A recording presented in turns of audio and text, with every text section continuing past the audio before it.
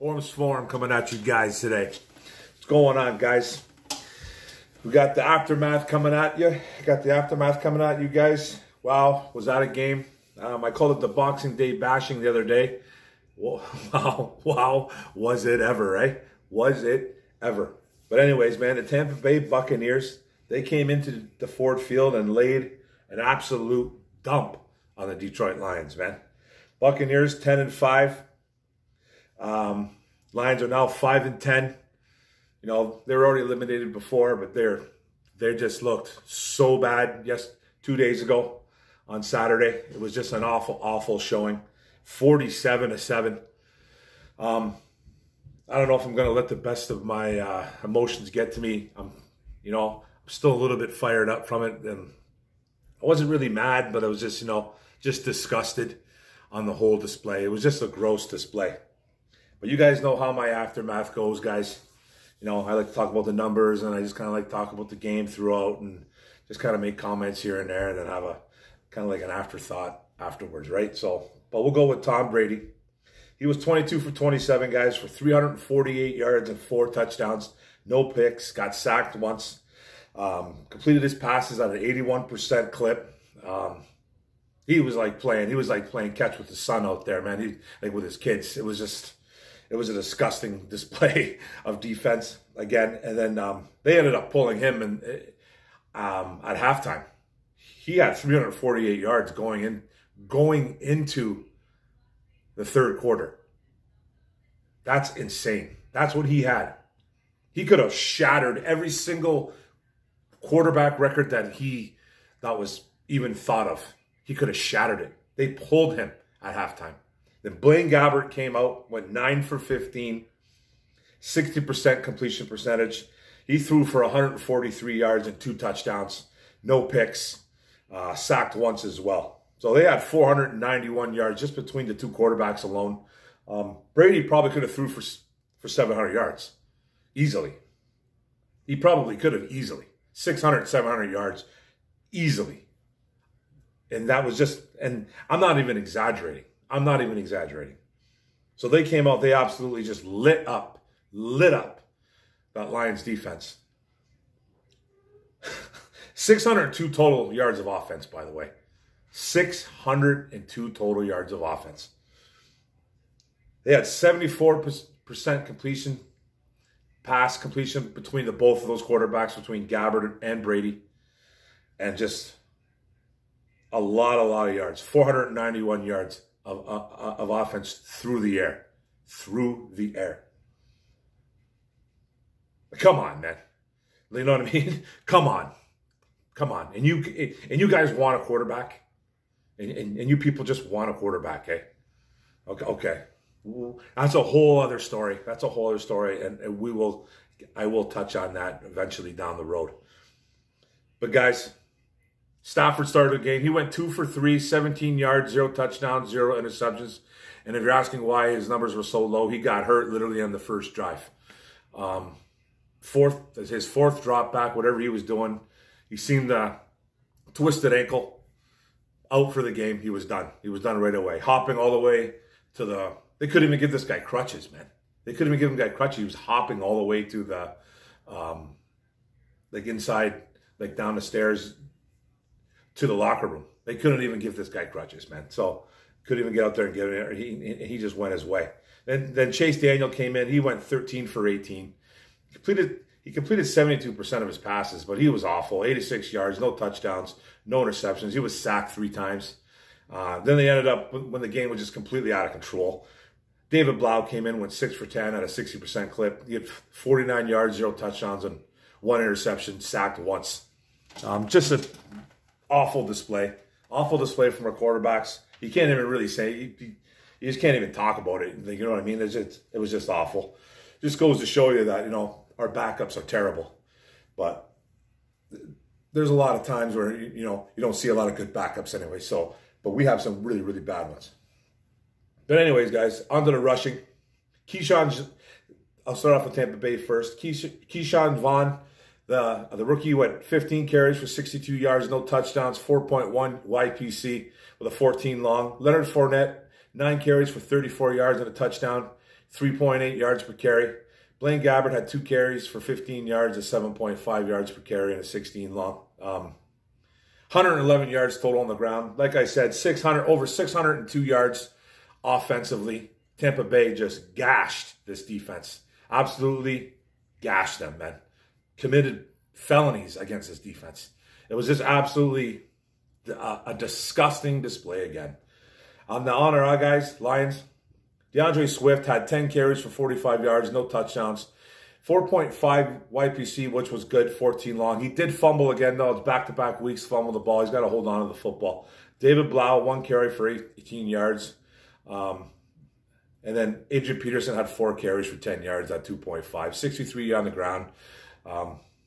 Rushing the ball was completely out of hand. There was really no point in even doing it. You know what I mean? It just, we couldn't stop Tampa Bay, so they were just, you know, Detroit was trying to throw the ball, trying to keep up somehow, but they couldn't, man. So our running backs really couldn't get anything going. So, and I don't really blame him, you know what I mean? But Swift does have to hold on to the football. Now, on the receiving, guys, this is where it's funny. Tampa Bay. Mike Evans had 10 catches for 181 yards and 2 touchdowns on 12 targets. He played like the whole game. I'm not even sure why he did, but they were just, they treated our defense just like it was a bad relationship, man. They just kept punishing our defense. Just, they were leaving guys in there, which I was kind of shocked. I'm not even mad about it, though. I know there was a media guy, Carlos Monarez, I think his name. I might not be saying his name right. Detroit, I think he's a Free Press guy. He was saying that it was an absolute, like, embarrassment for Tampa Bay to do that to us, and it was Bush League that they kept all those guys out there. And they pulled Brady, you know what I mean? They pulled Brady. They kept Mike Evans in, though, the whole game, though, which was, I thought, was a little bit odd. I think they're trying to get him over 1,000 yards, which he's going to have 7 straight years of 1,000 yards receiving, which has never been done, I guess, by a wide receiver. So I think they're trying to get him a record. But if you can't stop it, you know what I mean? Oh, well, that's on you. You know what I mean? But I thought maybe he did play a little bit too long, but whatever. But he had a crazy, insane game. He probably helped a lot of guys in fantasy football win a championship. Chris Godwin, 5 catches for 84 yards and a touchdown on 9 targets. Gronk had a big day. Only 2 catches, 58 yards, but 2 touchdowns, though.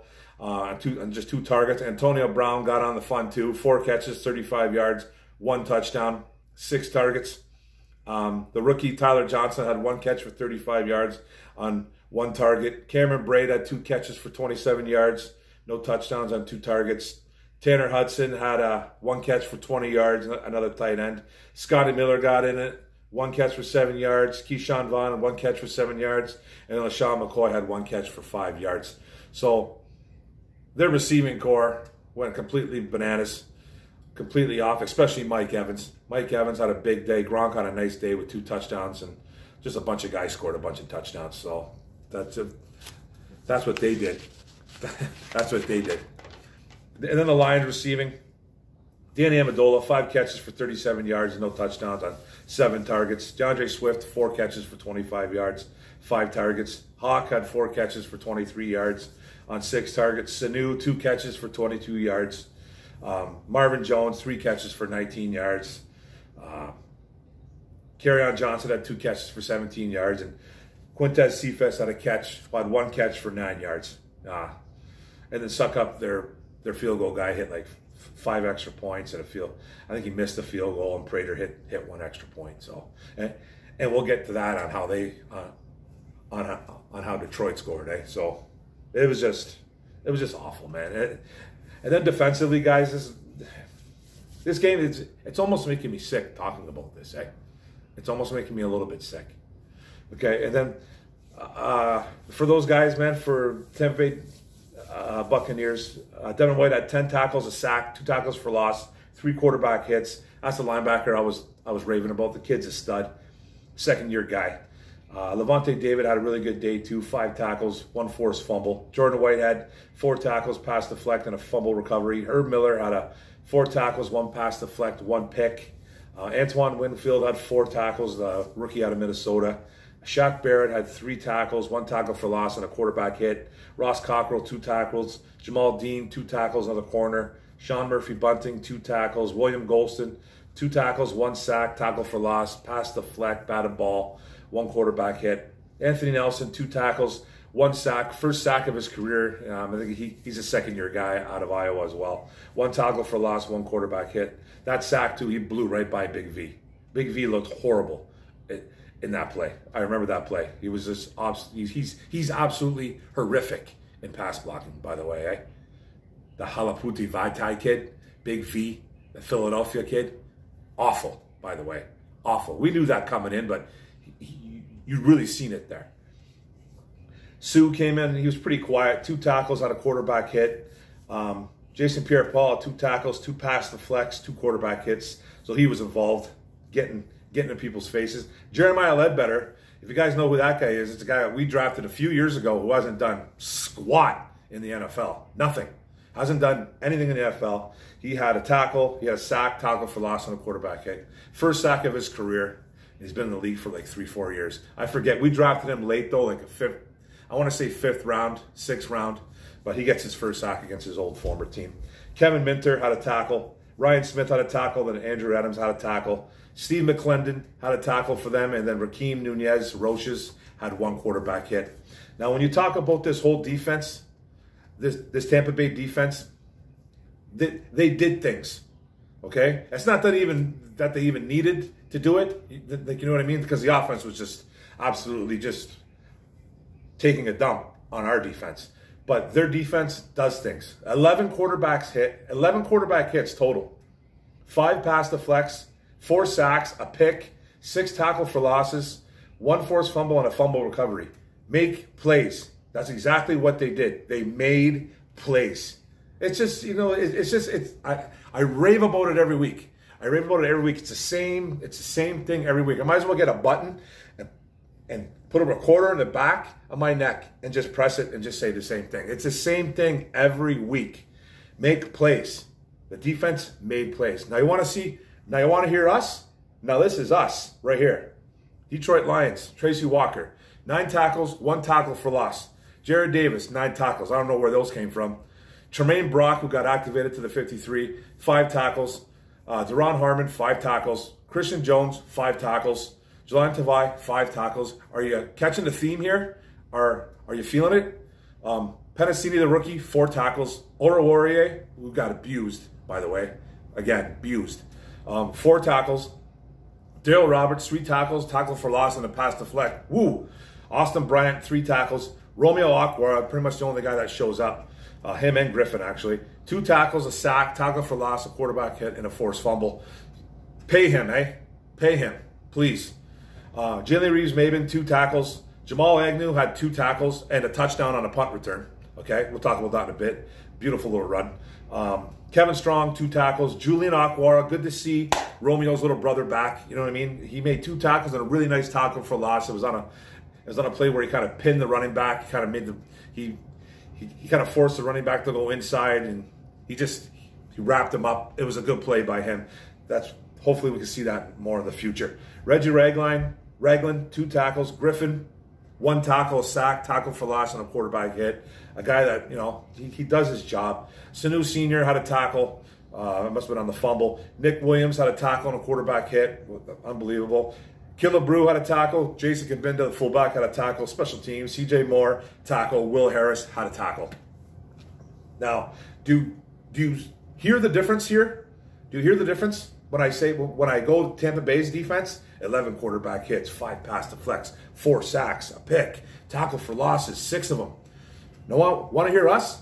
3 quarterback hits, 3. We hit the quarterback 3 times in 4 quarters, man. It's an ongoing theme.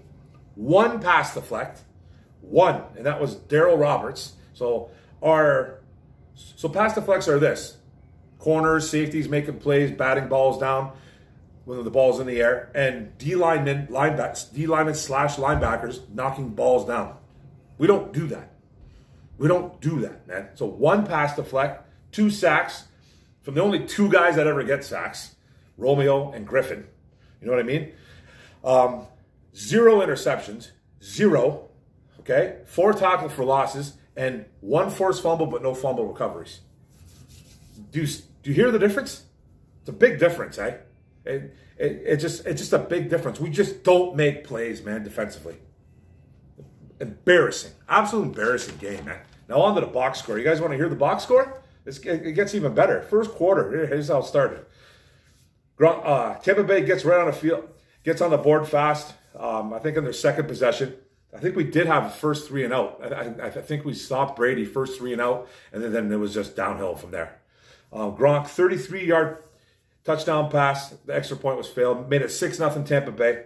Then Mike Evans had a 27-yard pass. Made it 13-0. On to the second quarter. Leonard Fournette had a 4-yard run. Made it 20-0 Tampa Bay. Then Chris Godwin had a really nice 7-yard touchdown catch. Laid himself out. Caught a real beautiful ball. Made it 27-0. Antonio Brown had a 12-yard touchdown catch. Made it 34-0. So the game was just completely out of control right away, right? Like, gone. Third quarter, Gronk had a 25-yard pass, 40-0. Jamal Agnew, finally we get on the board, gets a 74-yard touchdown score. Made it 40-7, and then Evans with a 22-yard pass made it 47-7. The game was done. Absolute thrashing. Beat up. Nothing else to say about this game. There's really nothing else to say. I can't find one positive thing to say about this game.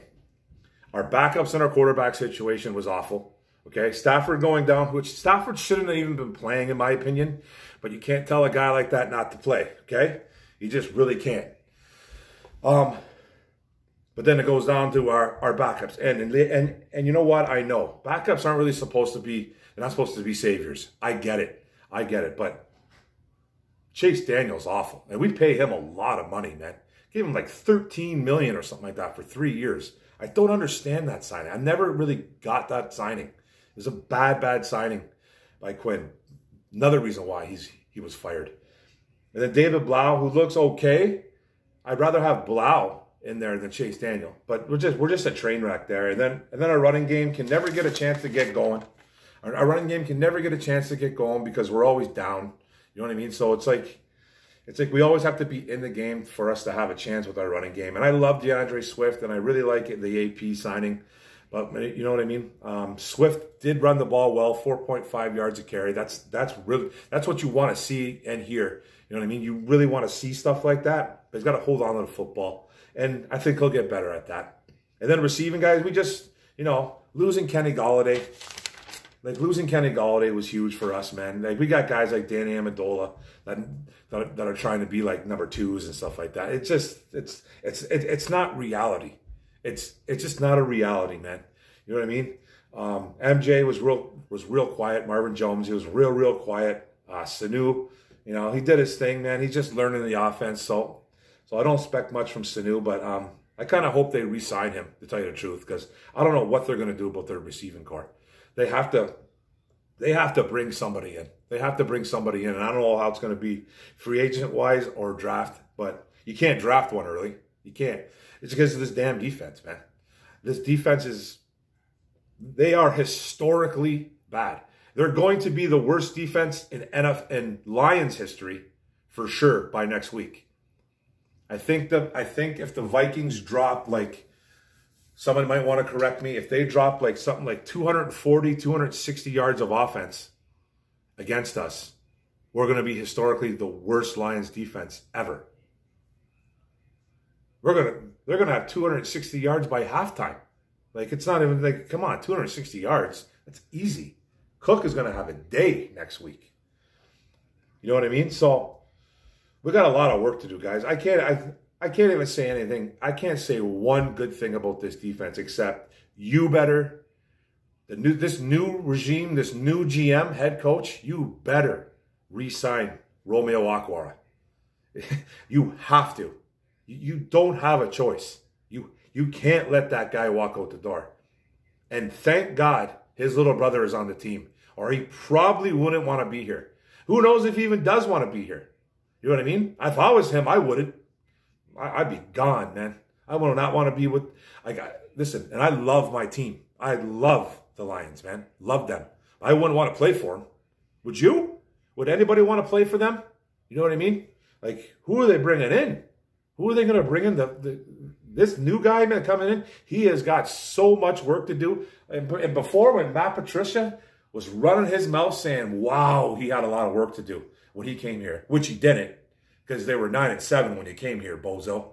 So you didn't have a lot of work to do. You had some work to do. You just destroyed it. You put your hands on it, and you destroyed it. You and Bob Quinn did. Now, this next guy, this next head coach and new regime, they have a lot of work to do, especially on the defensive side of the ball. You know what I mean? And you got to find some wide receivers somewhere. So I don't know what you're going to do. Like, this defense, and everyone, you know, you go on social media and everybody wants to drop everybody on defense. I get it. I really do. I understand it, Lions fans. I absolutely get it. But realistically and financially, you can't. You just can't do it. You can't drop everybody that you want that is garbage. You could cut a couple guys, sure, but you have to have a roster. You know what I mean? You have to have a roster. You got to sign guys, and I don't know the money situation going into next year. Every time I try to look up this cap for next year, Lions fans, it's all over the place. One site will tell me we got 35 million. The next site will tell me we got 20. And the next site will tell me we got 30, 15, 13, 25, 27. It just, I don't know yet, man. I am literally not smart enough to figure it out how much money we have in this upcoming season for 2021. But it feels like it's not going to be a lot of money. And we have guys that are going to get paid. Romeo Okwara, I'm not saying he's looking for top 2 money, top 5 money. He could be asking for top 5 money though. He could be. He's definitely going to be asking for top 10. Definitely going to be asking for top 10 money. Romeo's a stud. He's on the brink of getting 10 sacks. He has like 9.5 or something like that as a Detroit Lion. He is going to get paid, Romeo Okwara. And then you got Agnew, who all of a sudden, you know, I've kind of ridden him a bit this year.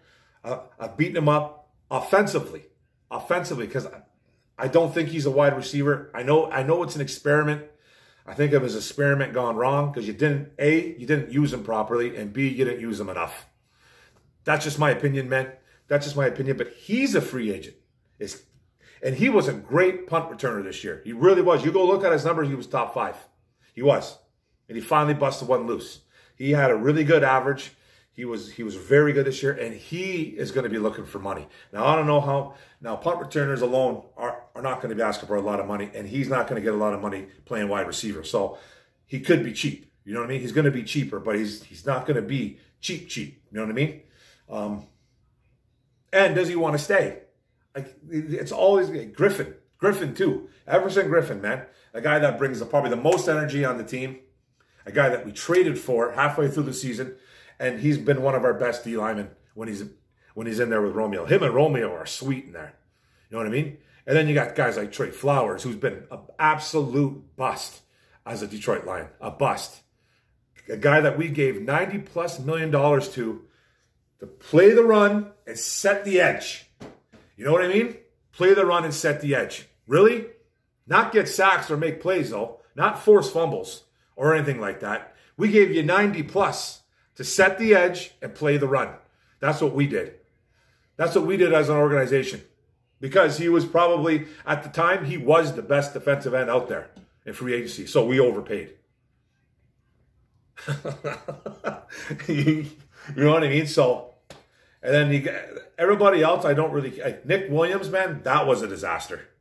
And my bad, I thought that was going to be, I thought that guy was going to come in and, I didn't think he was going to be Reggie White when he came in here, but I thought he was going to come in and get about 4 or 5 sacks and cause a lot of disruption. He hasn't done nothing this year. Nothing. He's played a little bit better the last couple of weeks, but he hasn't done anything. He's been a complete bust as a signing. Who else? Ragland.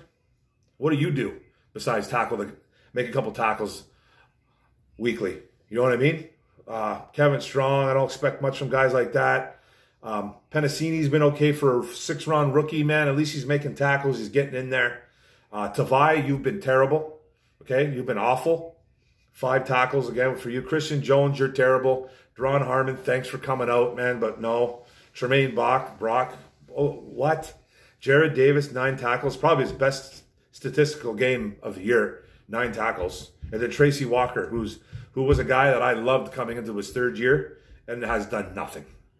Got beat up by Gronk on at least 1 or 2 of those scores. Beat up. So, I don't know what to tell you guys anymore, man. I know we got one more game. Man. It's, against Minnesota. Now I'm just looking forward to a draft pick. I hate being that guy, but it's the reality of it, guys. It's the reality of it. I'm just looking forward to the draft pick. We currently hold 7th overall.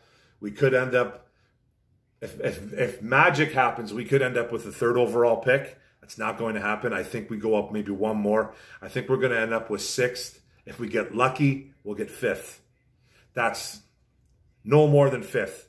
That's just my opinion. It could happen to where we get 3rd, but there's some games, there's some teams that have to lose that probably will not lose next week coming up. So, but I expect us to drop at least 1 more, at least to the 6th round pick. I mean to a 6th overall pick. So I can see us picking 6th, possibly 5th overall. But anyways, guys, that's my take on this game. This was a disgusting game. I almost didn't do this aftermath, but I had to do it. You know what I mean? It was a rough one to do. My emotions were running wild during this, so hope you guys enjoyed it. Hope you guys enjoyed seeing me stressed out. That was good though, man. But thanks a lot for the video, guys. Thanks for keeping in touch. Thanks for, thanks for just watching it. Don't forget to hit the subscribe button on the bottom right. Like and comment, because it's all about the negative and positive. It'll come out either way. Does not matter. And hit that notification bell and get all my videos, man. All right? Thanks, guys. Go Lions, man. I am a Lions fan. I get fired up talking about them, man. So I'm not going to sugarcoat it like a lot of stuff. I just can't do it. All right, guys? So let's go, man. We got 1 more game against Minnesota. Boom.